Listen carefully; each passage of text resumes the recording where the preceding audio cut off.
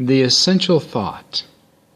The mere essential thought of Him who holds the awe of cherubim, whose presence floods eternity with holy light that we might see.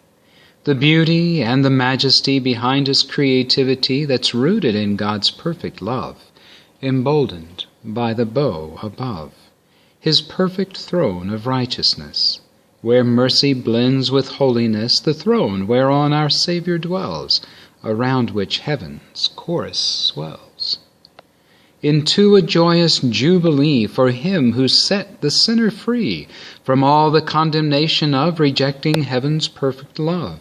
For He who was our sacrifice, through whom God paid that perfect price, that only Christ could pay for men, that put their love and trust in Him, is now the one who holds in hand the destiny of every man, as by their choice they'll be with Him, or follow after other men, who choose to follow Satan's lies, believing self to be all wise, adjusting to what they perceive should be the truth that they believe.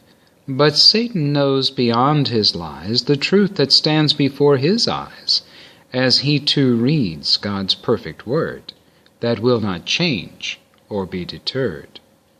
For truth now sits upon God's throne, the truth of God that does atone for those who in humanity accept God's pure divinity, to dwell within their heart and mind that brings pure sight to eyes once blind, to see the work of God in men who give their heart and soul to Him.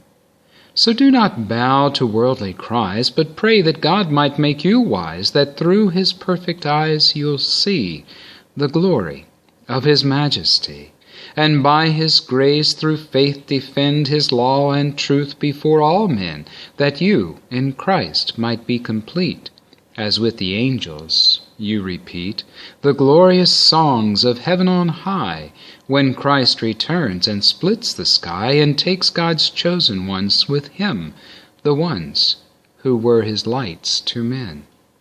And there, for all eternity, as you explore infinity, you'll start to grasp the love of God that first you met upon this sod. For reference, Psalm 24, 7 through 10, and Isaiah 40, verses 10 and 11.